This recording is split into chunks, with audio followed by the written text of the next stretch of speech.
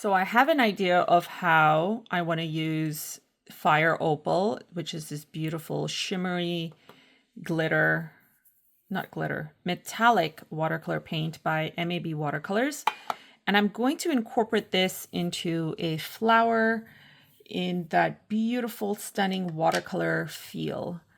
So starting off with mixing some color, and I want to get, guys, you know I love my pinks, so I'm just not even going to think this too much and get my magenta. And I'm using my Princeton number 8 for this. And what I'm going to do is just lay some color like this.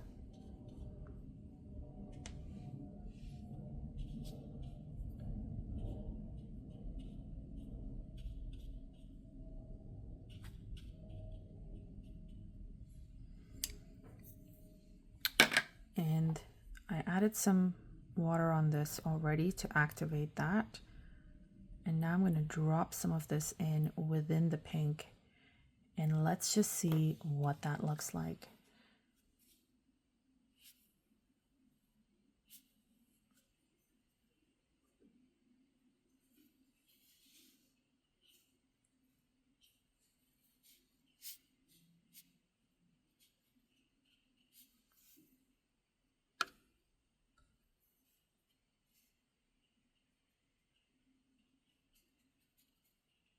Now the color has seeped into the metallic, so it almost gives it that beautiful, it's kind of taken it in its fold and it's blending in so beautifully with it. It's pretty. So I'm going to use my number 3 and get more of that pink and drop that in here.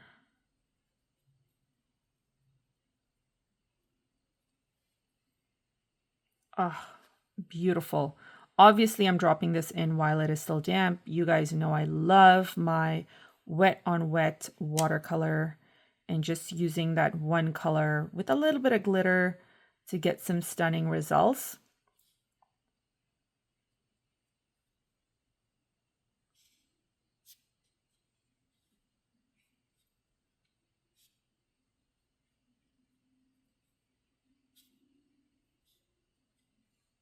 Beautiful. I have some leftover green on the side, which I'm going to use to, I don't know, maybe just paint some Lucy leaves, just a little bit of green happening.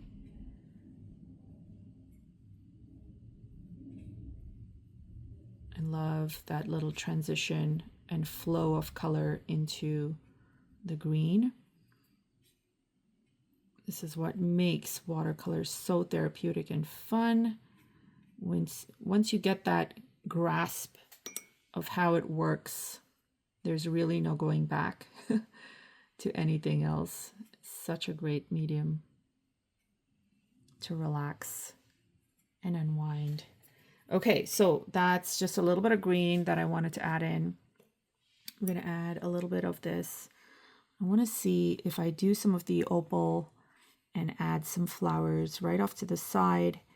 Not quite sure how it's translating into on video, rather, not into, on video. But over here, it's giving me a very subtle sort of faint look. So what I'm going to do is add these little tiny strokes for tiny flowers. And I'm deliberately touching this area because I want that pink to seep into the opal so it gives us a soft bloom. And obviously you can only get that when it is damp. So if you're wondering, is it damp when she's doing that? Yes, it is. Getting a little bit of that green pink that we added to add in there on purpose because I wanted to kind of bloom into that. Now I'm getting some color and we're going to drop that in here just like we did with that main flower. And we're we're just gonna allow ourselves to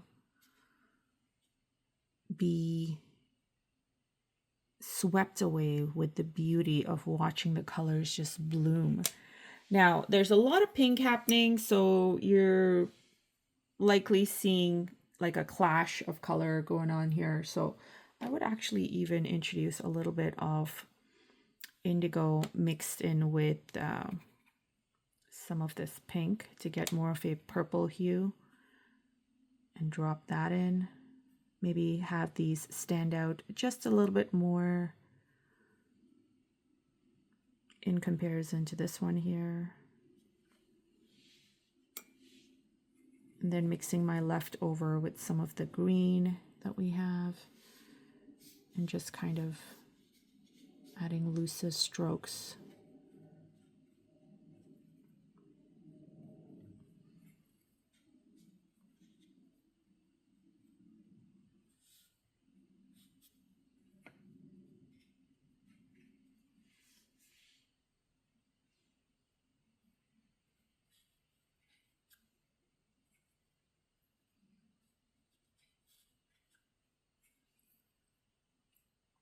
I don't have a lot of space because we're at the edge, but I love those little sprays of green that you can get by just being loose and adding strokes around to kind of bring out the colors that we have.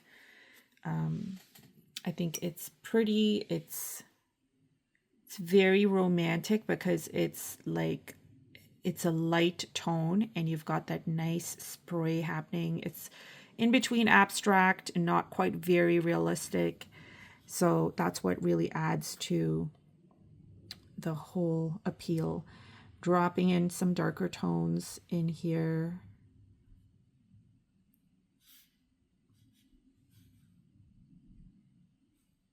And it's actually kind of blending in with the opal, which is also looking to be a nice pretty effect.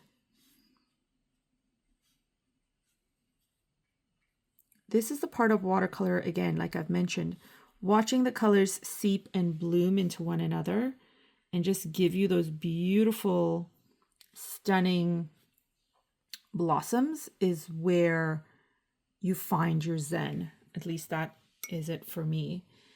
I love it. It's such a great way to just sit down for a couple of minutes and unwind. And then last but not least, I'm just going to add, I know I said I wasn't going to add anything here, but I'm just going to dot this. So this is more of a wet on dry because I've waited for the background to dry before dropping this in.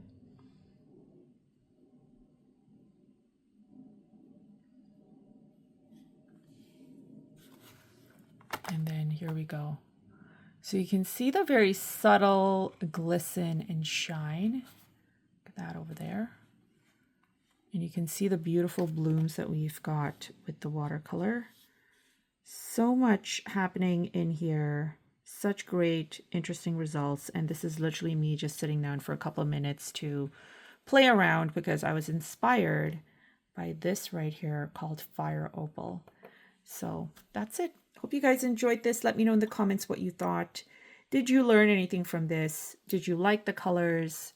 Did something click about how watercolor works? Were you inspired by the glitter or the metallic blending in with the watercolor? Let me know in the comments. And I would love to see if you tried this out. All right. Thanks guys for watching. We'll chat soon. Bye.